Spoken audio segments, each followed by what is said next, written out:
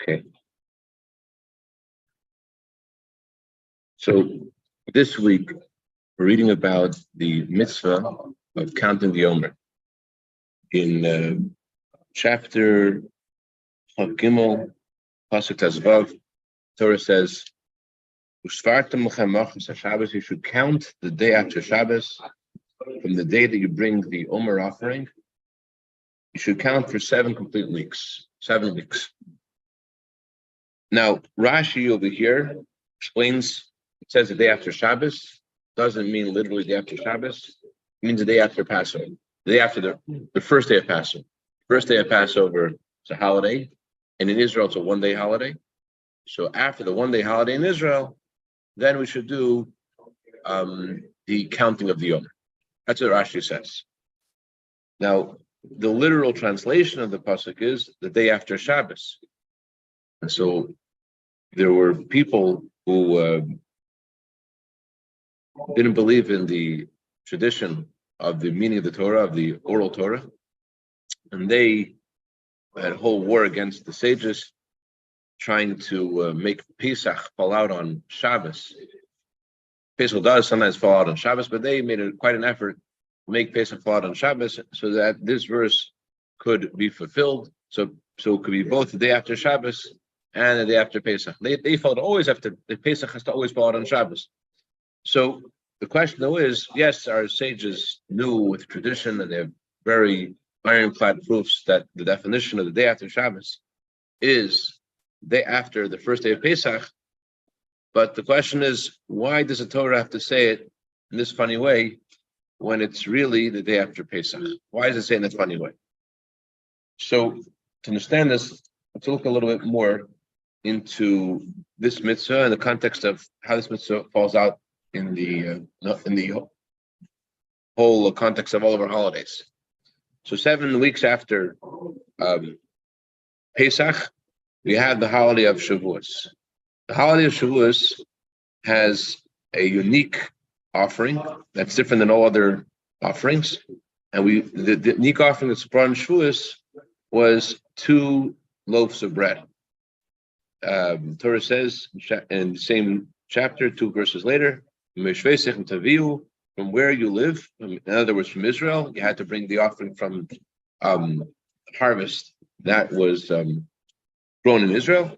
What should you bring? You should bring bread, 2 loaves of bread, and they should be waved. They would wave the bread, and they would wave the sacrifices that were brought with the bread. They would wave the sheep.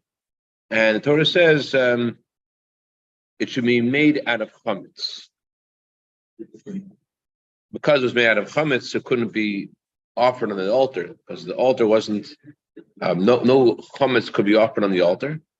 But that was the offering, and it was eaten as other offerings by the Kohanim. The priests, the Kohanim, would eat the offering.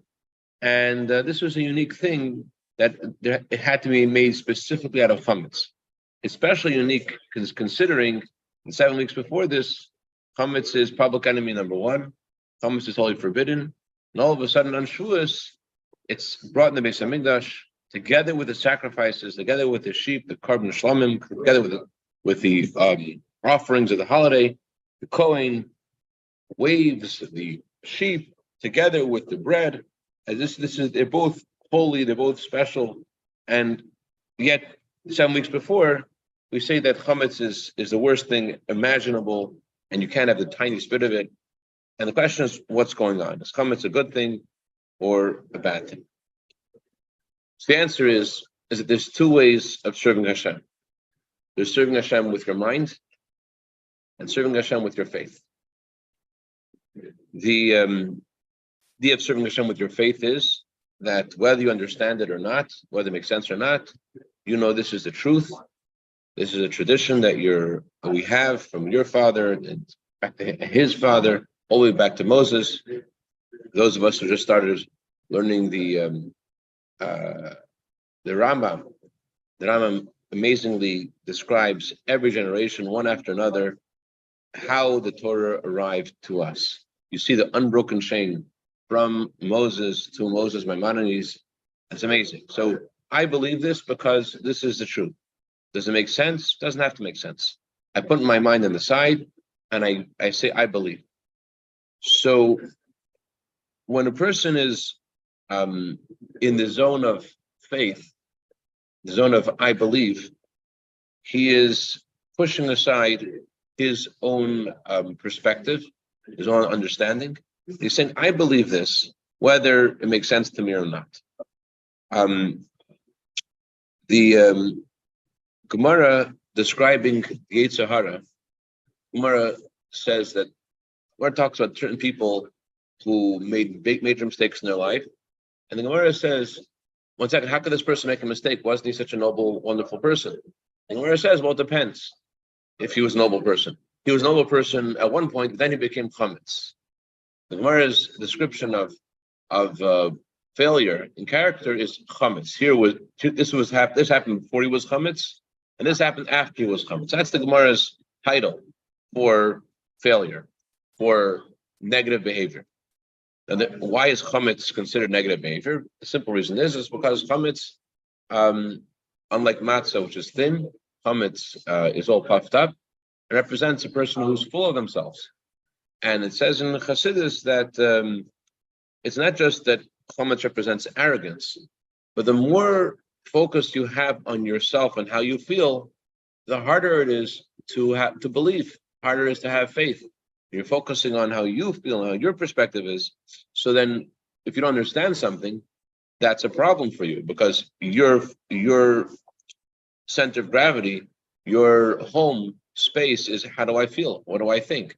So if you're very in touch with, very centered on you, yourself, and your feelings, so then something that threatens that and says, push yourself aside, that's not easy. So the first step of serving Hashem on Pesach is to have the bread of faith, have the matzah. What's matzah? Matzah, again, is thin. It represents abnegation of self, putting ourselves on the side, and believing in Hashem.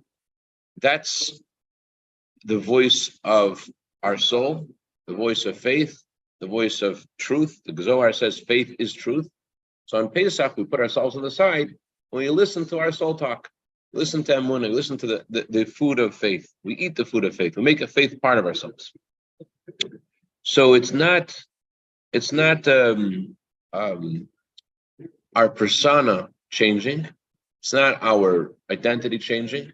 The contrary, it's us putting our identity on the side and our beliefs on the side and our feelings on the side and trying to get in touch with something higher than ourselves. Doesn't matter if we understand. So the Torah says that when we were in Egypt and Hashem told us to leave Egypt, we ran away from Egypt. The idea of running away from Egypt is, spiritually, is that you're running away from yourself. You're going with your soul's voice, and you're ignoring the voice of your own mind saying, hey, where are you running so fast? So the Gemara's description of all kinds of character flaws with chametz is very ready to understand it, because why do we make all these mistakes? We make these mistakes because I say, well, the way I feel and the way I understand, that should be more significant to what Hashem is telling me to do. So all kinds of evil are represented by chametz, because why is it that I decide that I could say Lashon Hara, for example? It's because I'm in the mood of saying Lashon Hara. So it's not only arrogance that chametz produces. It's our resistance to ignore how we feel, what we want to do. The more ich, says Chassidus, the I is a source of all kinds of evil. But the more centered I am in my I, the less I'm interested in listening to what the Torah's perspective is, what Hashem's perspective is. So step one in serving Hashem is put your I in the side, become like the matzah, and it's an amazing power of the soul to be able to push aside your persona, to push aside your reason, to push aside your perspective. It's a very powerful soul energy that allows us to rise above how we feel and to go and to follow Hashem. It's amazing. But that's only step one in serving Hashem. Step two in serving Hashem is Shavuos. Shavuos, the Torah says, it's a mitzvah to bring bread to Hashem. Chametz, specifically. What that means is that Hashem wants not only for us to push aside our perspective, push aside our persona, but Hashem wants us to integrate our personal perspective, the way we look, the way we are as regular people, the way our perspective is on life, and that should absorb the Torah's perspective until it becomes our own perspective. It's not enough that we negate our persona, but it has to become who we are, that we should look at life as the way our soul looks at life. And this is a critical, it's not just about the holiday, but this is just a critical component in serving Hashem. A lot of people have Pesach moments where they make big decisions and they run away from everything they were used to, and they become Bali Tshuva, and then they look in the mirror one day like, what happened to me? And it's hard, and they're confused. What's their next move? I mean, they look at themselves and they feel like this isn't me. And there is another there is a truth to that. They are their truest, deepest self, but they're not their natural human conscious selves. And that's the novelty of the holiday of Shavuos, where our chametz becomes a mitzvah. That represents is that not only is my neshama speaking, but even my natural human self, also recognizes the truth and the goodness of Hashem, the goodness of His Torah, how wonderful it is to be a Jew, how wonderful it is to do mitzvahs. Not just my neshama says that. I say that. That's what I think. I think mitzvahs are great. I think being a Jew is great. My natural human self. So how do we get there in Shavuos? How do all of a sudden we arrive in Shavuos with this amazing perspective? So Hashem gives us between Pesach and Shavuos the days of counting the Yom. During these days, Hashem gives us the power to rectify every one of our character traits so that our persona should be in sync with Torah.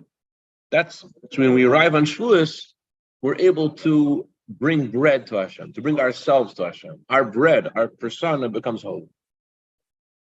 Truth is, even on Shavuos, there is a declaration of abnegation of self. When we got the Torah, what do we say? We will do before we understand. But it's not only we will do, it's also we will understand. It's not just like on Pesach where there's just we will do, just the idea of faith. On Shavuos, there's an emphasis on how do I understand it? How do I appreciate it? What about myself, my feelings? So Shavuos has that element in it. How does Shavuos get that element? It's because of the days between Pesach and Shavuos. Because days between Pesach and Shavuos, it's possible to through our efforts in changing our character, which Hashem gives us this ability to do during these weeks, so that when we come to Shavuos, this is indeed not just my soul's perspective, this is the way I look at things. So that's why the Torah says, all the offerings that were offered to Hashem were offered from wheat, but the offering of the Omer sacrifice was from barley. Why from barley? So Gemara says that there only was one other sacrifice that was from barley, and that was the offering of the woman who was suspect of being unfaithful to her husband. Gemara says, why was her offering from barley? Because barley is an animal food. Because her actions were actions of an animal, therefore a sacrifice is a sacrifice of an animal. So too, the Omer offering that's brought on the beginning of Pesach also brought from barley. Why is it brought from barley? Because the focus is not about our neshama's voice. The focus is on our human self. The focus is on our barley, on our animal soul, and trying to advertise the Torah to our animal soul in a way that our animal soul also should recognize the truth of Hashem. And that's the meaning of the words of the Torah, usfartem lachem. You should count for yourself. The word usfartem also has the translation as sapphire. Hashem is saying, I want you to become beautiful. I know your neshama is beautiful, but I want you to be beautiful. I want the way you are as a human being, that to be beautiful too. Not just the neshama should be beautiful, but you as a human being should be beautiful. This is also the meaning of chapter 2 in Ethics of Our Fathers. Rabbi begins that chapter by saying, what path should man choose in life? Is choose a path that you consider beautiful and everyone says is beautiful. What does that mean? I mean, what's the question? What's the answer? What path should you choose in life? Do we have a choice? Isn't the Torah telling us exactly what we need to do every second of our lives? What does the Torah mean when it says, what path should you choose in life? The Torah means is, what Rabbi means is this something you have to do or is it something that you want to do? So you say, well, I have to do it, don't I? Yeah, that's a good first step. But Rabbi says there's a step 2. The step two is counting the Omer. The step two is getting to Shavuos, where your chametz, where your persona says, this is the most beautiful thing that I like as a human being. And that is a critical component in anyone in the life of Tshuva, especially, where we not only does your neshama say, run away from whatever you used to, run away from your lifestyle, but not make it your own perspective. Think about how, look deeper beneath the surface until this looks beautiful to you, until you can see the beauty. Dig deeper to see the beauty. That's what the Omer is about. Pesach is about step one. Go out, do this because it's true. Step two is dig deeper and find the beauty. Now, this step two, it sounds like a step going lower. It sounds like you're going closer to yourself, and it sounds like it's a step lower. But the truth is, it's a step higher in the energy that's needed to accomplish this. In order to be able to change our persona, to change our chametzdika persona, it requires a much larger kind of divine energy than to have our soul speak. Our soul speaks and ignores our body and ignores our animal soul. That's easy.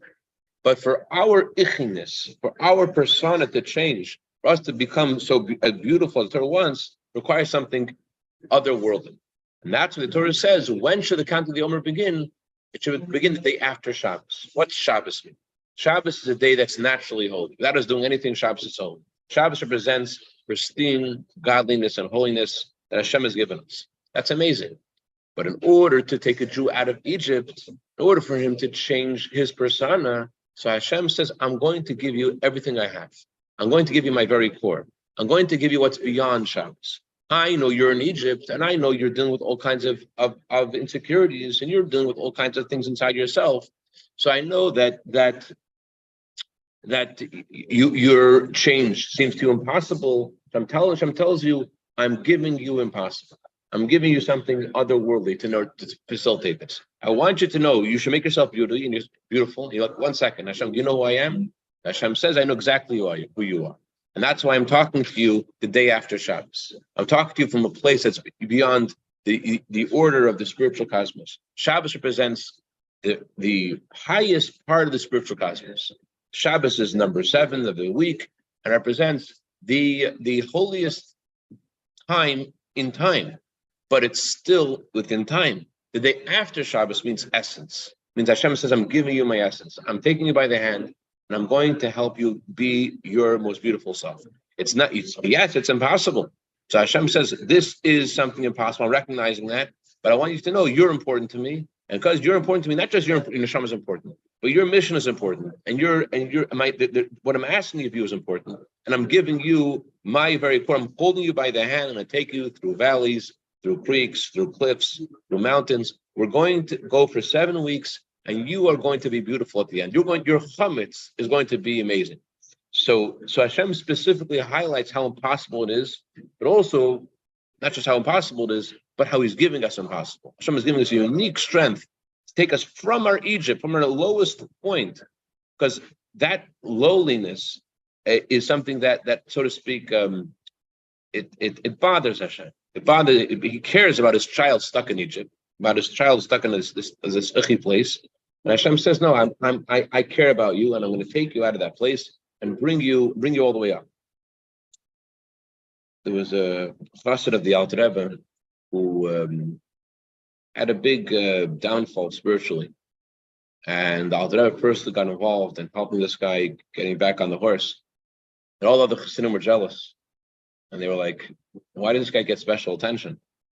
So, if I remember correctly, the parable Alter Rebbe gave them was as follows: There's a shepherd. The shepherd prods all the sheep in line. So for most sheep, just prodding them with a stick is enough. Just prod them. But when a sheep falls into a pit, then the shepherds take the sheep, put it on the shepherd's shoulders, and carry it out of the pit. This guy needs special attention because he is in Egypt. So similarly, Hashem recognizes that every year on this time we're coming from Egypt, and this is a time Hashem gives us the power to wherever Egypt is for us this year. That's Egypt compared to where we're supposed to get to. Hashem says, "I'm taking you by the hand. It's going to work." L'chaim, l'chaim. Yes. One question. You talked about the funny way between 7 weeks, yeah, 7 weeks plus 1 day. right. Something particular about maybe did that. Yes. So that is that we could only rectify the 49. The 50th gate is a gift given from Hashem. So in Chassidus, it talks about 3 models of divine response. There is Hashem giving us assistance before we serve Hashem. There's the way Hashem responds to us based on our service of Hashem, exactly commensurate to our efforts. And there's a gift Hashem gives us that's beyond once we make the preparation. So it's not something that we could reach and pull down, but Hashem responds to it once we make that step. So Pesach is the gift from above, commensurate to our efforts. The Sfiras HaOmer is based upon each day we're doing something, there's a response. And then as a result, then Hashem gives us this gift of Shuas, which is the giving of the Torah, which is completely incomparable to anything we do. And then you also mentioned there's here we are leading yards.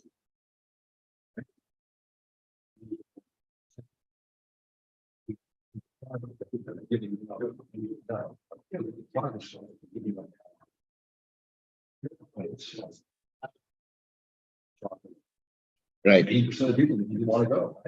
Right. Then we finally get there. Through this Process. increasing understanding. Yeah. And that we are able to offer up an excuse. It's not going to be. It's not negative anymore. Yeah, we no longer say us. Right. Well, it's not just, it itself is holy.